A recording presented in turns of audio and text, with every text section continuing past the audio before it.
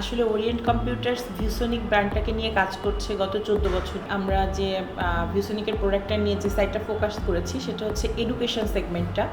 ভিউসনিকের interactive flat panel বর্তমান সময়ে বাজারে যেটা খুব কমন, এবং এডুকেশন সেগমেন্টের জন্য যে ইম্পর্টেন্ট ডিভাইসটা রয়েছে ডিজিটাল ক্লাসরুমের জন্য, সেটা হচ্ছে ইন্টারেক্টিভ ফ্ল্যাট প্যানেল।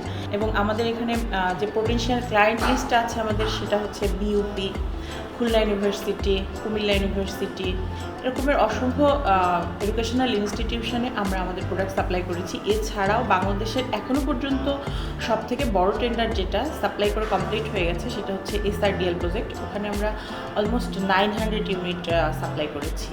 ভিউসনিক ব্র্যান্ডটা আসলে ইউএসএর একটা ব্র্যান্ড, এটার অরিজিন ইউএসএ, অ্যাসেম্বল হয় চায়নাতে। যে কোম্পানিগুলো সাধারণত হার্ডওয়্যার করে তারা সফটওয়্যার করে না, কিন্তু ভিউসনিক একমাত্র কোম্পানি যারা হার্ডওয়্যার এবং সফটওয়্যার দুটো নিয়েই কাজ করে। ভিউসনিকের যে ইন্টারেক্টিভ ফ্ল্যাট প্যানেলটা, এই ইন্টারেক্টিভ ফ্ল্যাট প্যানেলটাতে এর সেম ব্র্যান্ডেরই সফটওয়্যার মাই ভিউ বোর্ডটা ইউজ হয়, যার কারণে আমাদের এই বোর্ডটা এত স্পেশাল।